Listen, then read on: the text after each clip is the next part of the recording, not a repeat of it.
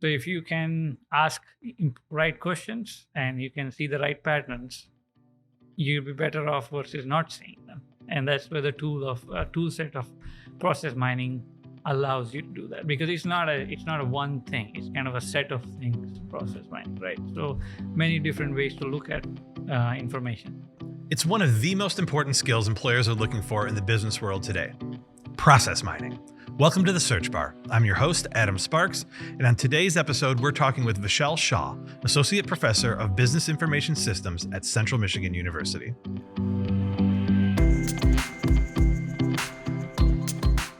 Thank you for coming today, Vishal. Thank you. It's great to see you again. I wanted to open up our conversation by maybe offering a definition, at least in your opinion, of what process mining is. I know that prior to knowing that we were going to talk about this, I only kind of had a really vague assumption about what it might be, and that it was like adjacent to data mining. So I was hoping maybe you could clear that up for us. Yeah, it's very adjacent to data mining. It is, you could say, data mining on drugs or steroids, if you will. Yeah. So it has a longitudinal component, which is as a start point and an end point, not a snapshot, but a much more deeper view of what's going on. So, and it's tied to a process, in pun intended, because without process, you mine the whole life cycle of a thing going from point A to point B instead of just looking at a snapshot. So it's a lot more comprehensive. Data mining is a sort of a subset of this process mining. The process mining might be like where I'm seeing different points of data being mined across either a duration of time or at different steps in a process. Duration of time, locations, units, wherever the life cycle of the process takes, from step A to step B to step B, everywhere you're being followed by information.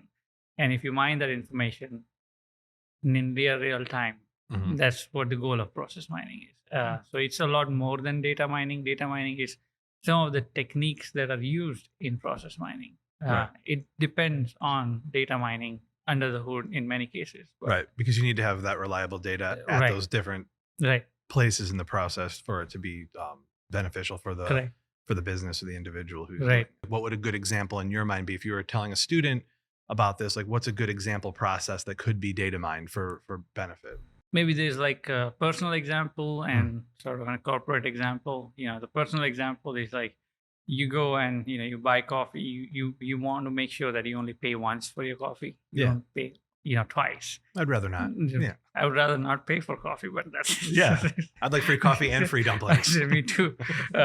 But the idea being that wherever there is wastage occurring or repetition occurring, which could be reduced and which reduces the efficiency of the outcome. Yeah. The outcome that an individual and a corporation may be interested in.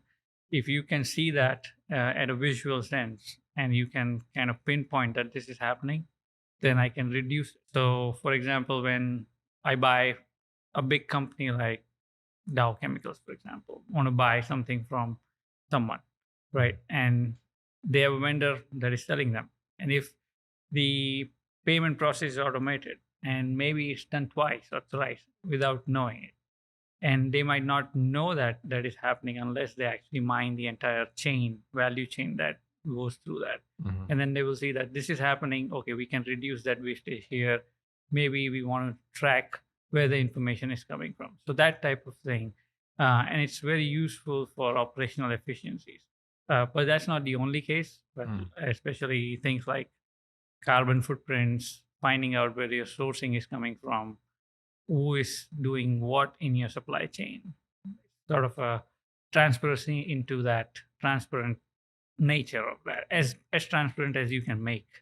So that's the sort of an idea. Right. So that's interesting too, because I guess I didn't really think about that either. It's not just maximizing profit too. It might be like maximizing certain outcomes within the process, right? Right. And profit may be one of the outcomes that the company may be interested in. The others may be like the operational efficiency, reporting guidelines. For example, if you run a big corporation now, you have to follow certain emission rules.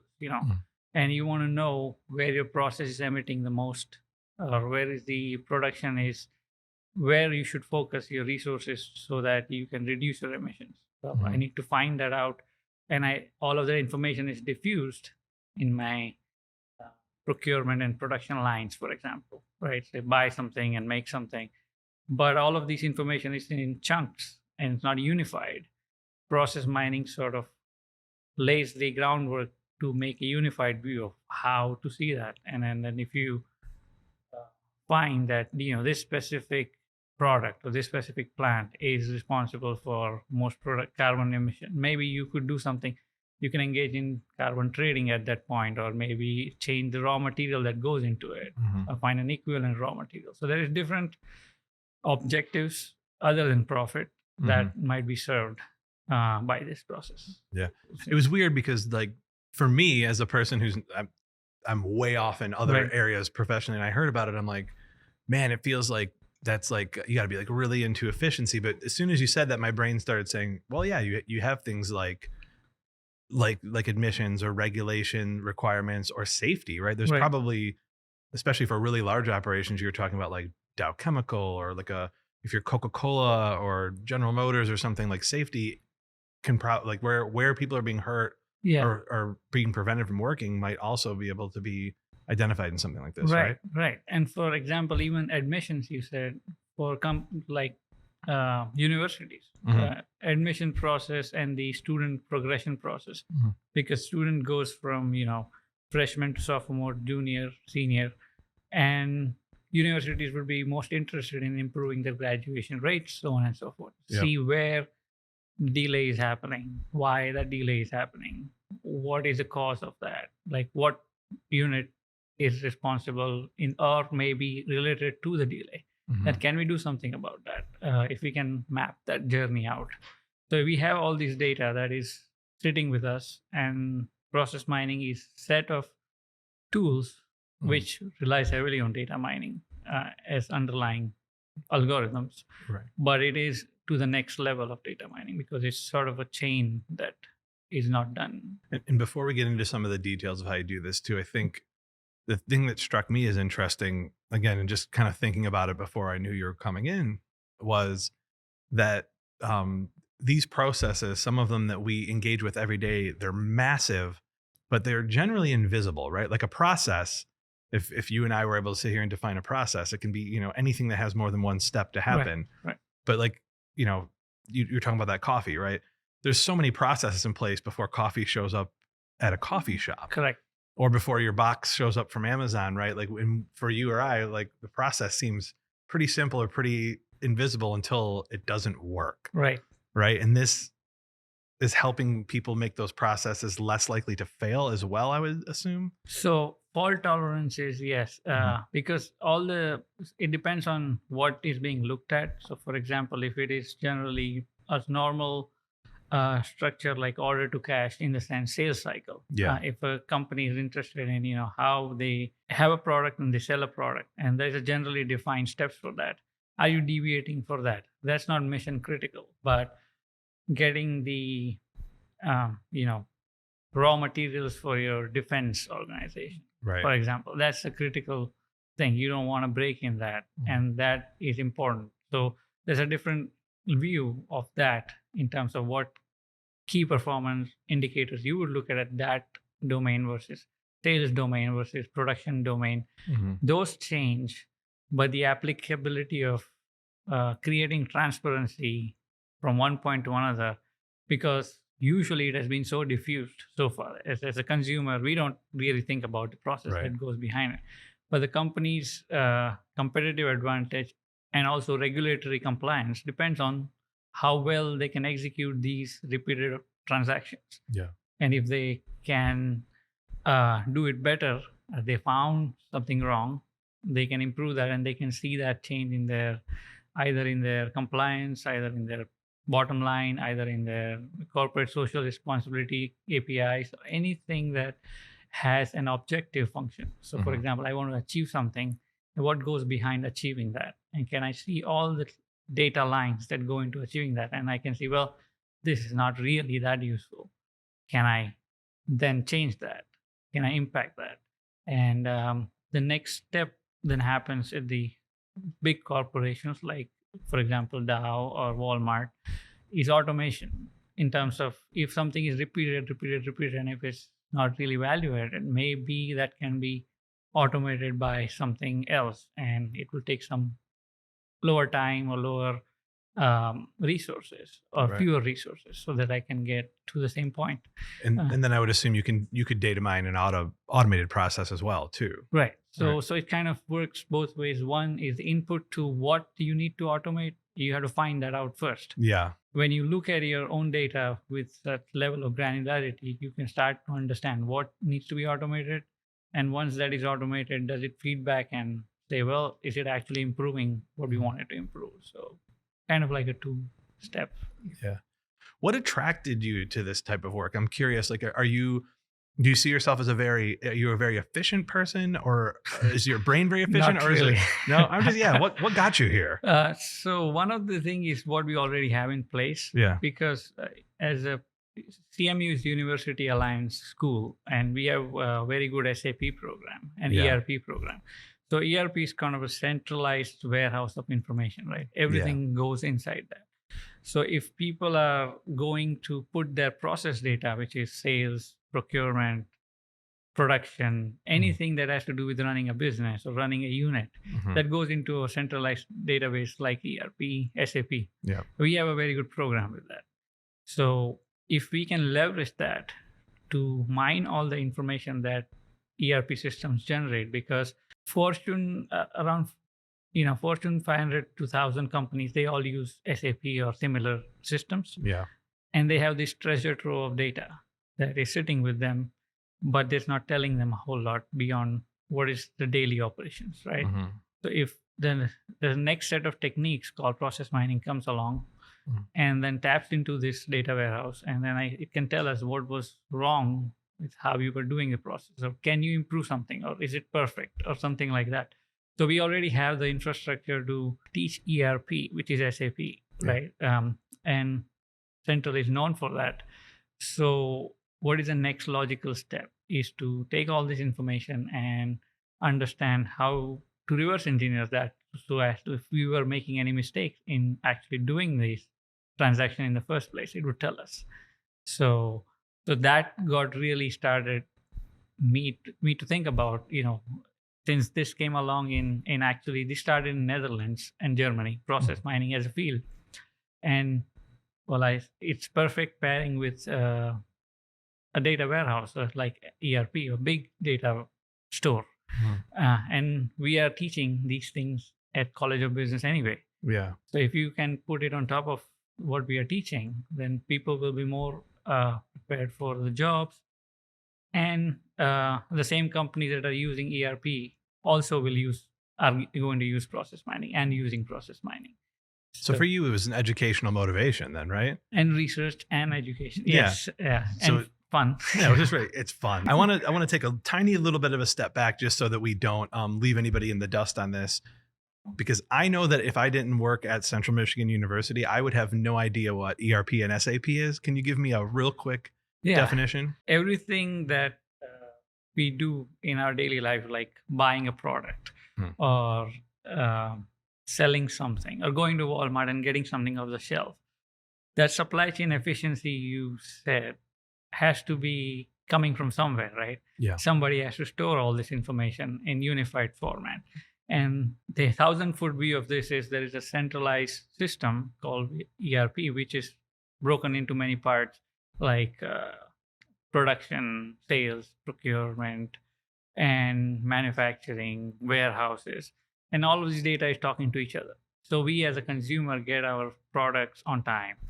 We as a vendor can get our invoices paid in time, like bills are paid on time, things of that nature. We never really think about that, but all of that has to come from somewhere, right? And ERP is one such concept that brings everything together so people can run it. But at the same time, there have been lots of inefficiencies, because even if it is automated or stored in electronic format, mistakes happen, such as paying things twice, or buying more than what you need, or then you have to dispose of what is not needed, or you don't have enough product and you lose sales. All is this happening? If we can see that, like, where we can interject and change these things, and then a set of technology comes along, process mining, which plugs into ERP and says, well, we see that you're doing something wrong here, or this can be improved, or this is perfect. Right. And ERP is sort of like a big box central information system which powers our everyday life. Like Central uses SAP for administration, right? Yeah. Like for students' life cycle, they come and register the classes. All of that's done through SAP. So we get all these in the center, and it makes our life easier. But there is something which can be improved if we actually looked at the data that it produces using something more powerful than just generalized data mining. Right. And that's where that process mining comes in. Yeah. So I'm going to take a crack at it, a really bad analogy, and tell me, and don't worry, because if it's really bad, Kyle's going to cut it. Going back to that, like kind of the big box retailer example, something like SAP is telling that retailer, right? It's not a clerk that goes around and goes, man, we sell this many box of, Frosted Flakes a month. I'm going to count them, and I know that every month I have to replace 45 boxes of Frosted Flakes. It's a software that tells them that. That's like SAP. But that same big box retailer might realize that, man, every year we're selling 350, I mean, it's probably bigger than that. We're selling 3,000 Super Soaker water guns. Right. And if we keep restocking those at the same rate throughout the whole year, we might not be doing, and this, I'm using an obvious example, but like what process mining would tell us is that only happens between these certain dates because it's summer. Right. Right. I mean, that might be too obvious for process mining to need to step in, but it seems to me like the cereal sells all year round, but you suddenly are overstocking on water guns in October because people stopped buying them in September. Yeah. Right. Like, is that sort of the difference in like how the data is being looked at? Right. So for example, in this case, you would have something like inventory turnover, like as a KPI or a key performance indicator, like how fast your inventory turns.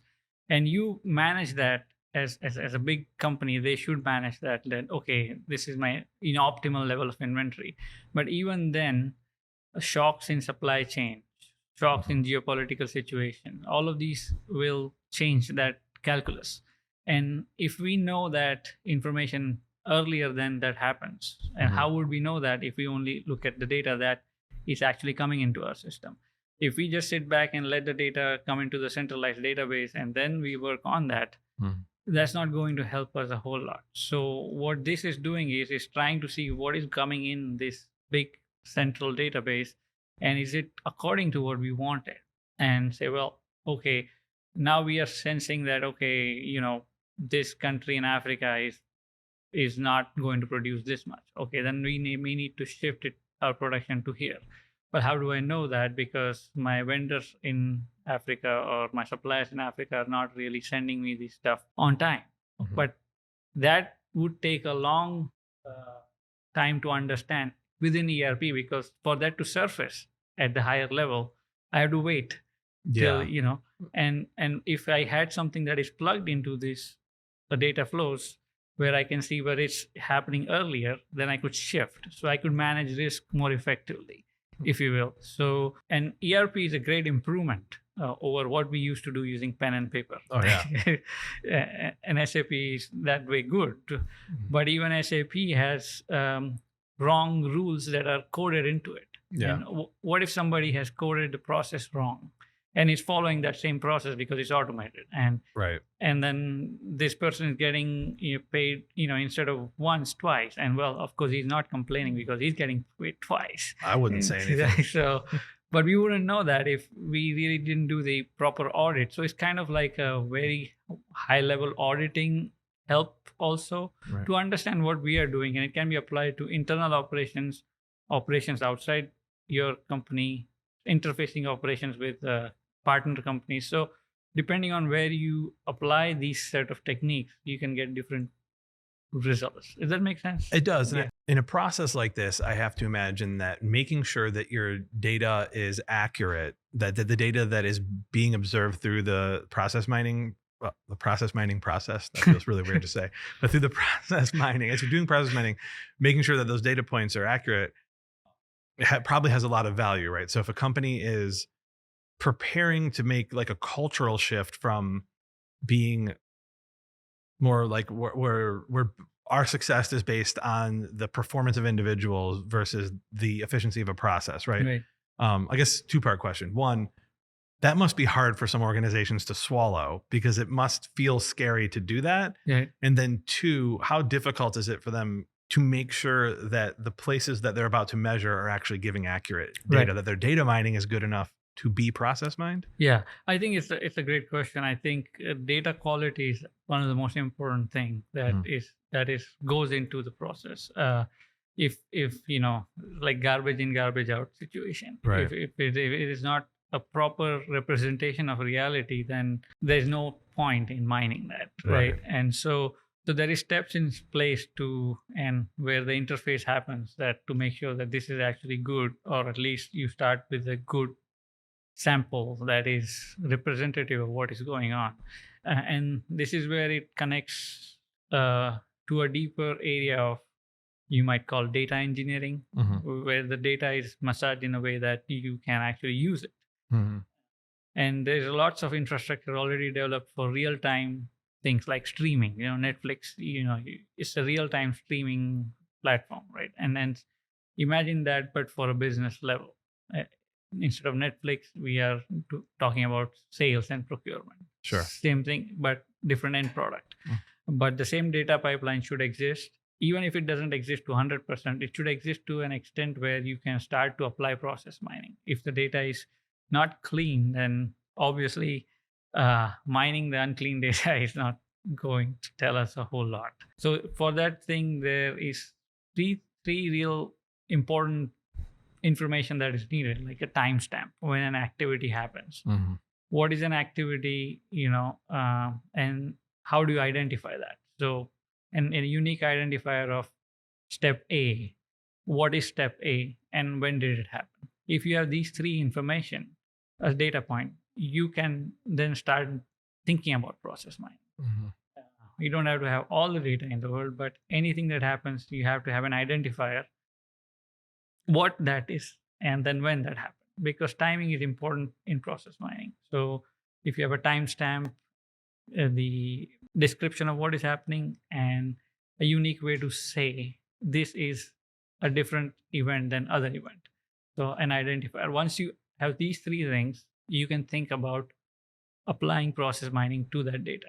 Kind of creating those values for those different data sets. I imagine that's probably a really important step too, because some stuff is going to be more heterogeneous than other stuff, right? I was talking with Aaron, the producer, about this, where the thing that struck me was that it's probably a little bit easier to look at like a manufacturing efficiency than healthcare efficiency, right? Yes. Because what a physician or a nurse does, there are certain things that are super measurable. Like I gave a patient this many cc's of this. We did a blood draw. They were in at this time, out at that time, went to billing, rescheduled a new appointment. But when a doctor spends 15 minutes with one patient and an hour and a half with another, it's not always like it's not that measurable. It's a little bit more mushy because Right. they're doing so many human Yes. processes in there. Is that something that process mining can address or is getting better at addressing? I'm just curious. Yeah, I think so. There is different domains it is applied to. So, Mhm. and this is what brings back to your earlier question, why we thought it would be fit here. Mhm. Because ERP produces output of ERP's data in the format that the process mining wants. Mhm. So the SAP ERP has timestamp, has an activity, or you could at least convert it into a format which would be digestible for a process mining tool, like Celonis or Signavio, any one of these. Yeah. But to your point, it is applicable to hospitals, but and healthcare domain, but it depends on which specific site. You cannot apply to human processes where judgment is involved. Mhm.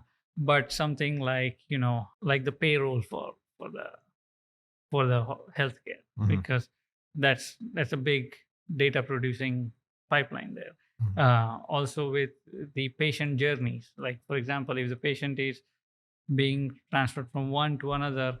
Sometimes if they just keep on going from one department to another department and they don't know what they're doing, and they really don't have a bird's eye view of what's going on, then actually it's counterproductive for patient and waste time. Yeah. So there have been a couple of research papers to application of process mining in healthcare, Yeah. but it is not cut and dry to say that it cannot, obviously, because if one doctor is spending 15 minutes versus 1 hour with one different patient, maybe a different problem. Right. You can't generalize that. But for the more regular processes, like going to radiology or going to take a sample or going to have CT scan, if this person is going to transfer from one department to other department, is he doing it in the fashion that the hospital imagined, or is he not doing in the fashion that the hospital imagined? And that's where the process mining can be helpful, because it can at least flag that, so you can go, well, why is there? Is it an individual reason, or is it a process reason that that's happening? Yeah, right. And then it can apply to machines. For example, MRI machines will have timestamp data, right? And if the machine life cycle is, it can tell you that it's going to break down. And if it is predictive, you could predict maybe when the machine is breaking down. You'd be better off ordering one in advance. You got 3 months before it finally breaks or something. Yeah. So something of that nature, if you keep looking at the data that the machine produces and you see the aberration in the results and you say, okay, then, well, that machine is not doing its job. Maybe we need to reduce it or change it. Or so where the human judgment is not involved, especially with you can't say, well, if somebody has a cancer and somebody has fever. That's a different type of consultation, right? Yes. Yeah, I was thinking even it would probably be super quick for somebody who's looking at a data set and is trying to process mine that data set to say, again, I'm making up kind of examples here. You have a product that you're wholesaling, and it comes from a certain vendor that is overseas. Right. And when it shows up, the label on the package is not regionalized. It's in another language. But through whatever ERP system you had previously, nobody took for account that somebody in the warehouse actually puts a new sticker on it. And that at the end of the day adds this many hours of work to add this regionalized sticker. Until you process mine and go, hey, why are we doing rework right here at this step after receiving the product? Probably pretty easy. But if a physician, I'll just go back to that example because I think people are familiar with it. If a physician lives in a certain area, in a certain city, and people come in and oh, my stomach hurts and I have this bowel problem, and they know there's a restaurant in town that serves the spiciest, the spiciest dumplings, right? The spicy broth. And they go, wait, did you go over to have the spicy dumplings over next door and whatever it is? And they say, yeah. I go, that's what it is. You'll be fine tomorrow. All of a sudden, the patient with the burning stomach pain ate the spicy dumpling. They're out of there in 30 minutes because the physician's, that knowledge, it's not as transferable, I guess is what I'm saying. So that's a harder thing to account for. Yes, exactly. But process mining could probably still see that, when patient comes in and it's a stomach pain, some of them are much quicker, and you could probably determine that the physician does know that at some point, right? Or you can say, well, if they come to this clinic and they've been ordered to do this test and this test and this test, is the protocol generally being followed? For example, where the human judgment is not, but testing is more is less. You have to do this test because doctors have to do this test before prescribing something. All right, yeah. And there is a certain protocol to that.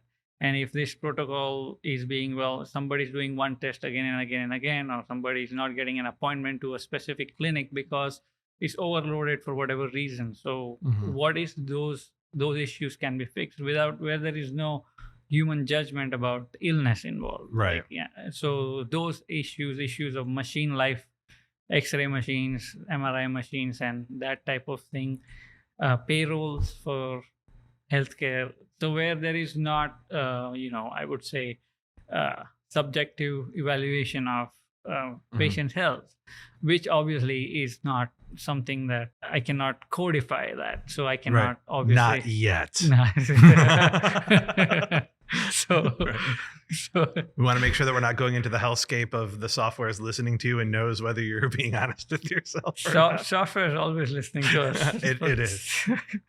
If I'm a business student, right, and I'm kind of I'm in that ERP SAP ecosystem. What are the first steps? What are the first skills sets that I should be looking for if process mining's in my future, or what makes me maybe a good candidate for these type of position? Because this is new, right? This isn't something that's like really entrenched and established yet. It's kind of hot, right? It's a new thing. It's so the industry I think is over $1 billion.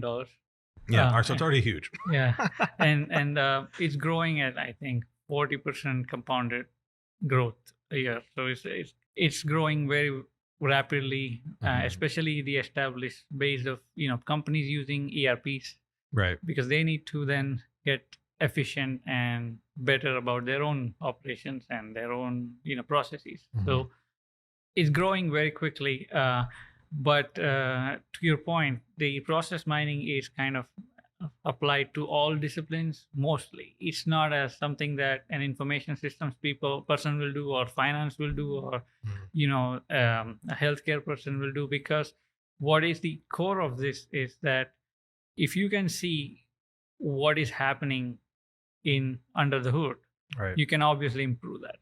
So far we didn't have that visibility. Even with ERP we had some visibility, we had ability to collect it, but with process mining now we have visibility into that. It's so like people, and the person who invented process mining like to say it's kind of like an x-ray of organization. So Mhm. you can see what is the nuts and bolts of what is going on. So in that sense it's discipline agnostic, but it's a very good skill to have, because there is so many jobs out there which require this, and ERP jobs not necessarily are information systems jobs. They're accounting jobs, they're finance jobs, they're management jobs, they're marketing jobs, because you end up using ERP sometimes without knowing it. And sometimes when you go to roles like analyst, or data analyst, or any of those roles which you will eventually interface with these systems. Mhm. So if you can ask right questions and you can see the right patterns, you'll be better off versus not seeing them. And that's where the tool set of process mining allows you to do that, because it's not a one thing. It's kind of a set of things. Process mining, right? So many different ways to look at information. That's what it is. And Central Michigan is a good place to do that, because we've been chosen like 3 times now for Center of Excellence in Process Mining, in addition to being a University Alliance SAP school. Mhm. So, and there's only like 18 schools worldwide. So we're doing it. Yeah. So, yeah. So, and like the other schools are like, the previous iteration had William and Mary, London School of Economics. Mhm. Uh, We do it better than them though. so things like we're in good company. Yeah. So, it's a really good way to then start looking at information, because the world we live in, as everybody notices, is getting more and more data heavy. Yeah. And there's no escape from, like, but you have to use data to your advantage. And obviously we can't use all the data, but if we have some tool set, Hmm. and one of them being process mining, and data mining is obviously part of it, but it is a much bigger view than data mining.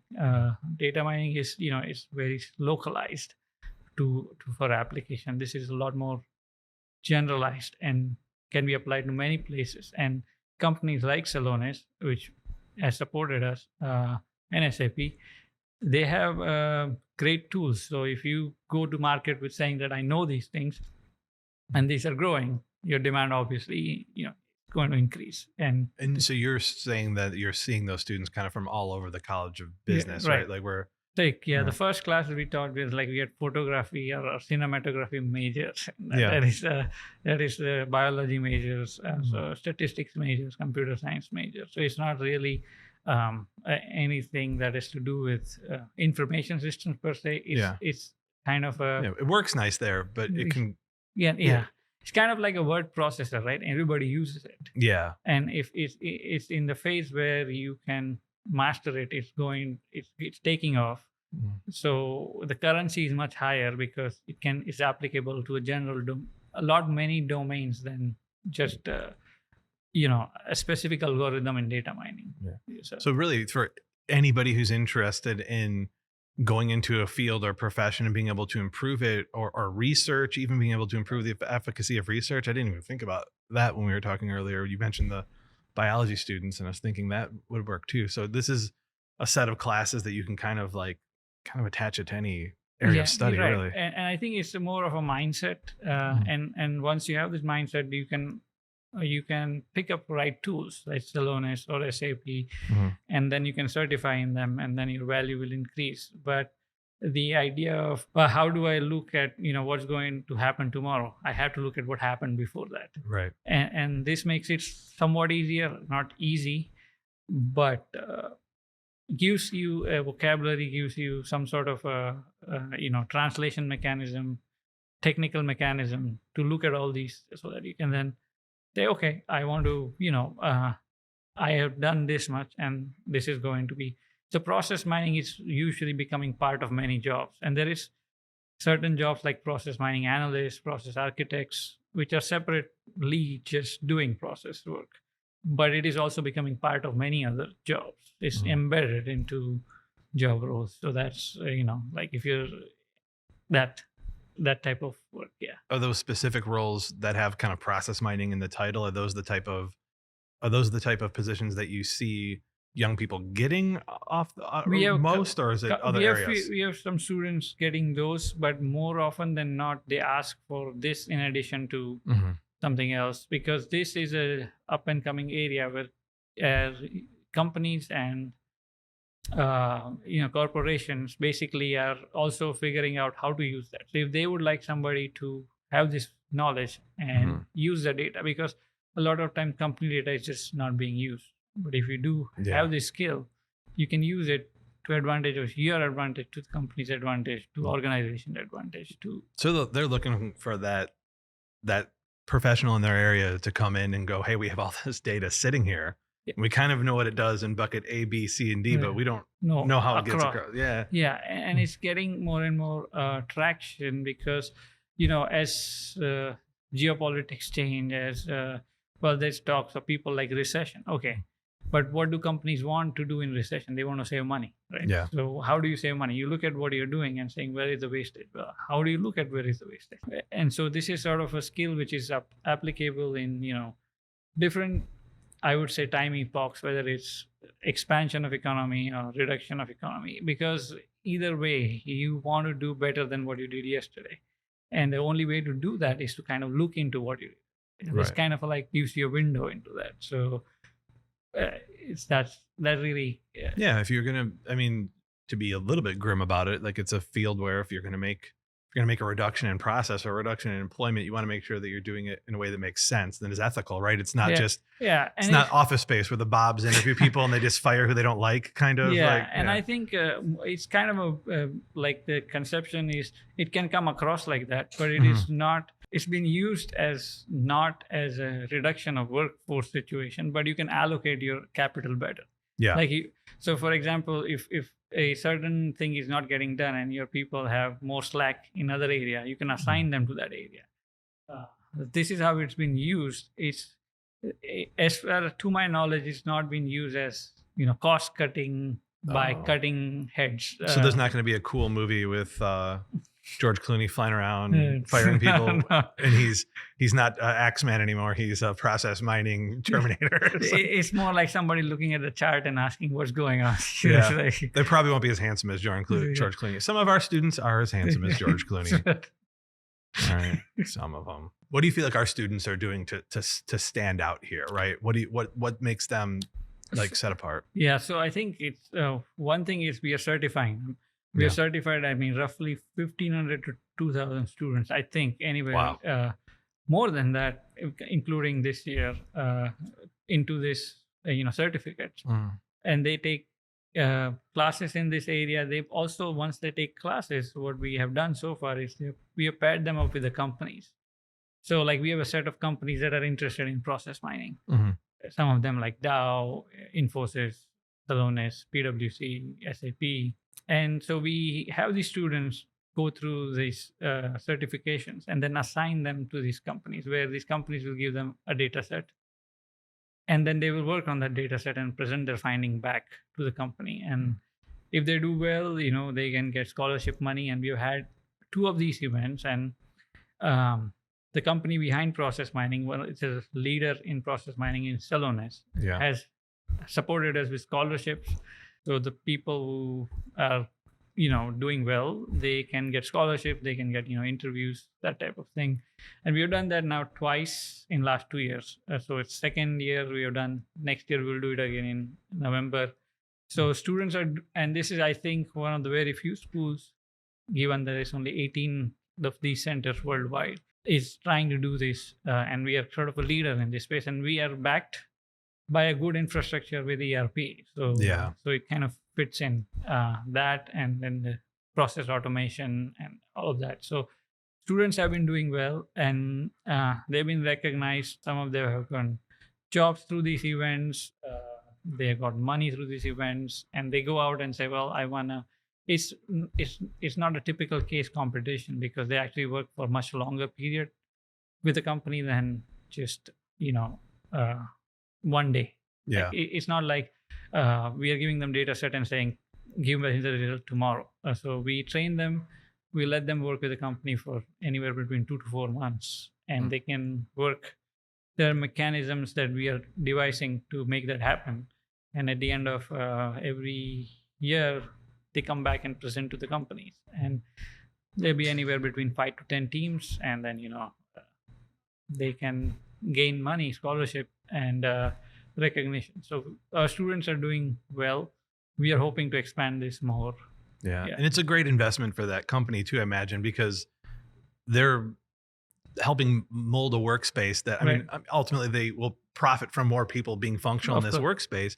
But these students are going to come out of here and they're doing something that they know is tangible before they ever walk across a dais here. Right. And also, if that company at Salonis has helped us, well, as we make a name for this in this space, other partners will start helping us, and that's it's kind of win-win for everybody. So it's not about the money, but what the money can do for us, for the students and the research, which is good development for us. For everyone. And I imagine it's just, you said it's growing like 40%. Was it annually? You said it's earlier? A compounded annual growth rate of 40%, which is wild for any professional area of study, right? I mean, that's nuts. So it's really good to be first in the space, or at least among the first few in the space to do this and establish our name in this, because just like we establish our name in SAP, we want to establish our name in process mining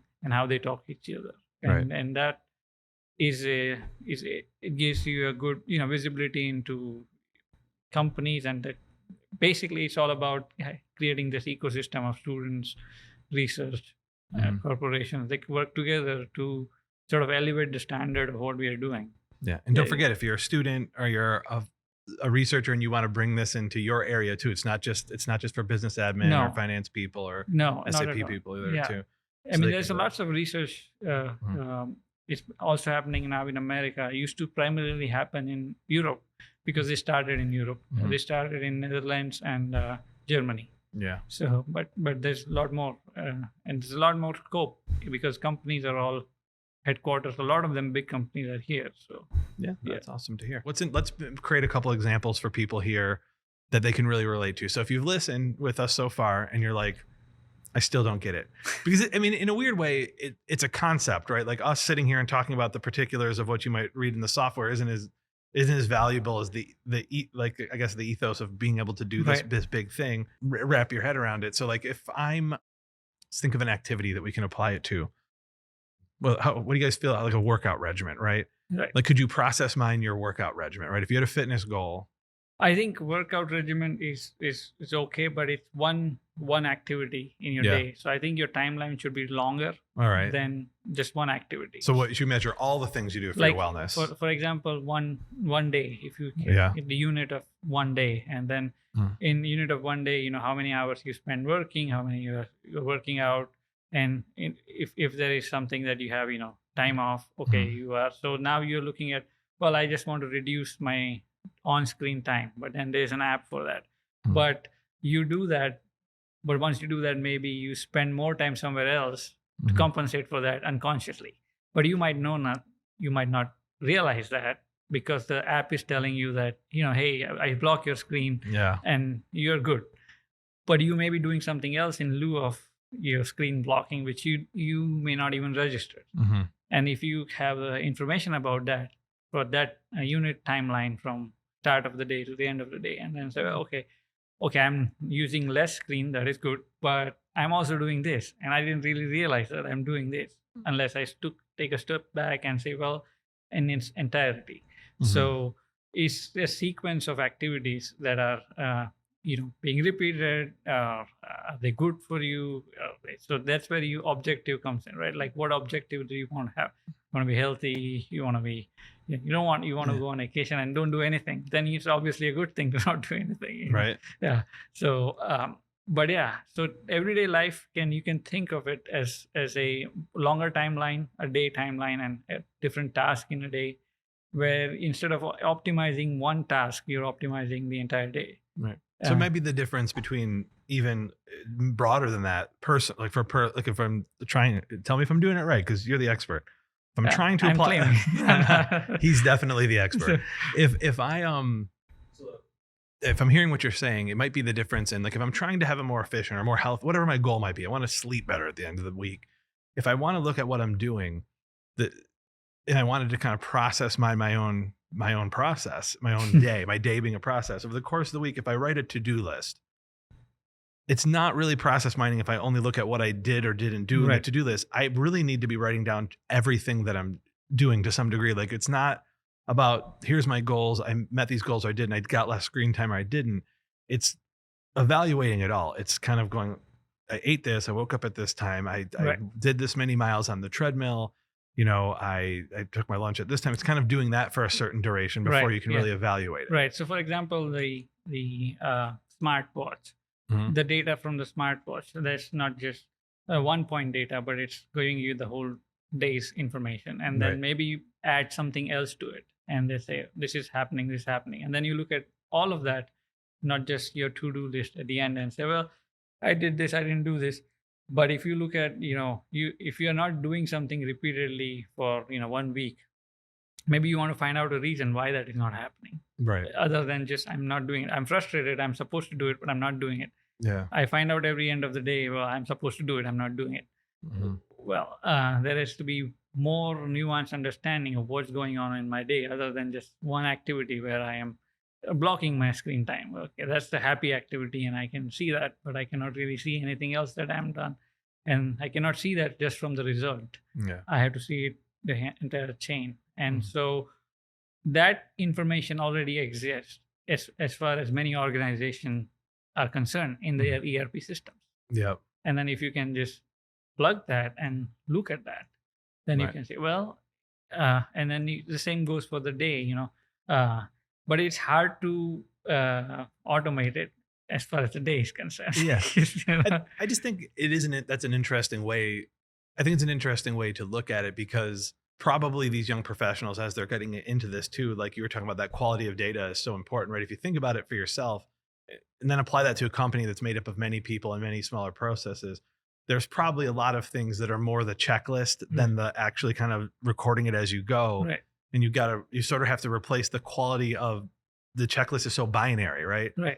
And I'm sure there's steps where binary data is valuable, but like we want more quantitative stuff than like that, right? More granular information. But this information already exists in the electronic systems that capture. Yeah. The idea is so far is not being used as much as should have been used. Yeah. If we can tap into that, and one of the set of technique is process mining that taps into it, and then say, well, I can look at it just not from a one shot point of view, but I can look at it from a longer time point and say, I can define my end point and start point, and I can say, well, I want to look at this, and that way I have a better handle of what I'm looking at, as opposed to this is just a bunch of data and we don't know what to do with it. Yeah.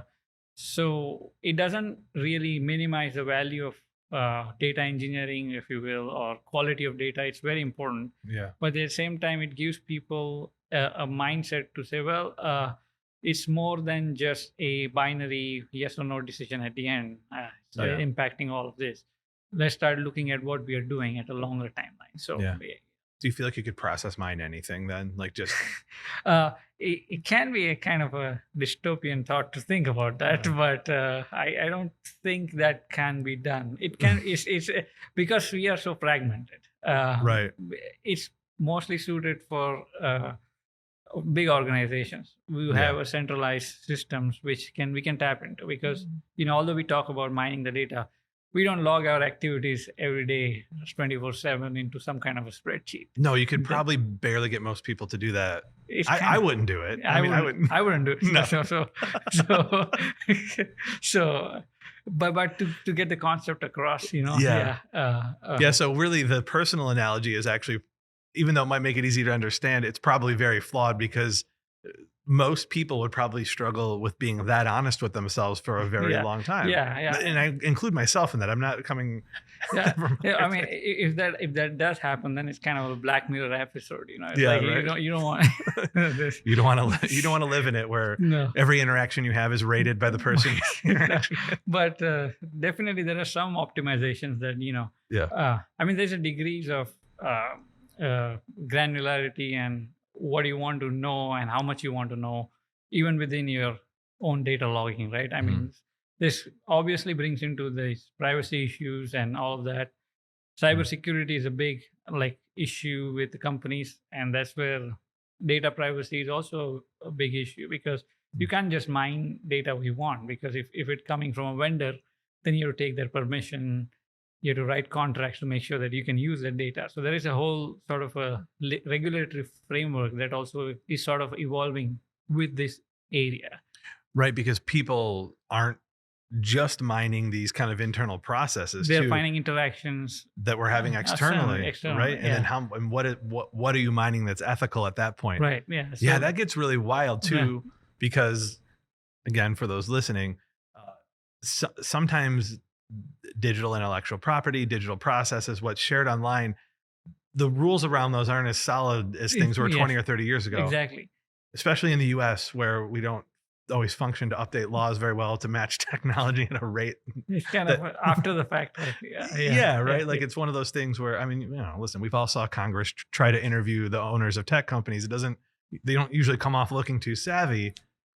So it's, I mean, and I look like an alien. Yeah. Right. Yeah. I mean, I say that I'm being a little bit cynical saying it, but it also that's part of the reason that there's probably gray areas to how these things are regulated when it comes to what constitutes intellectual property. Right. Right. I mean, and so it's kind of like, it's from analytics standpoint, the technique is is matured a lot, but from, I think, as it go along, there's going to be questions of how to use the data, because before you can use the data, it should belong to you, should have agreements of those type of things. And there have been some use cases and success stories of this happening, especially in EU, where they have a proper framework and process mining is applied to many things, and it has produced very good results. So maybe we can learn from what they're doing in EU. The EU seems to have taken a little bit more of a stance on whether you own your own digital footprint to any degree or not, right? And in the US, it's way more up in the air. Am I correct on that? Right. Yeah. And so, but as far as the devices are concerned within the organization, they leave a footprint, and that belongs to the organization. Yeah. And right now, that's not being used as much as it can be used, and and in comes process mining, it can be used, and then and there's no questions of data ownership in that case, because it's within the organization. Right. And also, as we go to like supply chain issues, emission issues, there are standards which will force people to share that information, because if you are procuring from Africa or Asia, or if child labor is involved, or if the emissions are off the roof, and you don't want that, so that is mandatory audits. But that data is usable, because we are going to then have to be responsible for our reporting to government and say, well, we didn't source from environmentally destructive supplier versus environmentally. So there is an evolving thing. I mean, in just no specialized areas, there's going to probably become more and more jobs available too. I mean, so to kind of bring it back into that educational sphere, I mean, it's just it's really wild. It's Yeah, kind of, it feels like it could be touching a little bit of everything at some right. point. And you can get jobs in, many areas, including these emerging interactions between nations and organizations and setting up the rules. It doesn't have to be technical process mining. Yeah. But the process mining follows a standard, IEEE standards of how the data should look like. When the data goes from point A to point B, it should look like a certain way. And there is an XCA standard, that is a technical standard that people should follow. But beyond that, there is a lot of other issues like social and political issues that need to be kind of, juggled and morphed into something that can be usable. So there's lots of room to grow. And you don't have to be technical. That's another thing that I would like to point out. You can be technical, it helps, but you don't have to be just technical to benefit from this set of techniques. Yeah, this is not always math genius, computer programmer, right? Because I know, like, I mean, honestly, before we started the conversation a little while ago, I probably would have been like, this is something I could never do, because I don't do math. I only work in increments of 10. I still have 10 fingers, so yeah, we're good. Like, that's about it. But it sounds like that depending on the organization that you're doing and their needs, this could be something that's pretty accessible to you, because you don't necessarily have to go in and also be programming that SAP software to meet the needs of your organization. That's a different job. Right. It could be both, but it's a different job. Yeah, and companies have made it accessible, like Celonis and now even SAP. They have made tools which are made this accessible. You don't have to know how the algorithm works to use it. And the fact is, you're using it to generate something can give you better results, and having that mindset helps. And you don't require to be a math major to be having a process mining information included in your curriculum. You could be a marketing major, you could be a statistics major, you could be any major. You could still benefit from this development. Right. As long as you understand some basics. That's really yeah. You heard it here. Apply. Yeah. It's for everybody. Right. No, it's true. Come on in, visit Vishal at the College of Business Administration at Central Michigan University, where they have great sandwiches in the building. That right? they do have. It's true. That is true. Well, Vishal, it's been great to talk to you. Thank you. And hopefully we can do this again on something in the future. And, I appreciate your time and all of this arrangement for having me here. Thank you. No, we're glad that you came, and we hope we'll have you again soon. Thank you. Awesome. Great to meet you. Okay. Or meet you again. Meet you again. Yes. Thank you. Thanks for stopping by the search bar. Make sure that you like and subscribe so that you don't have to search for the next episode.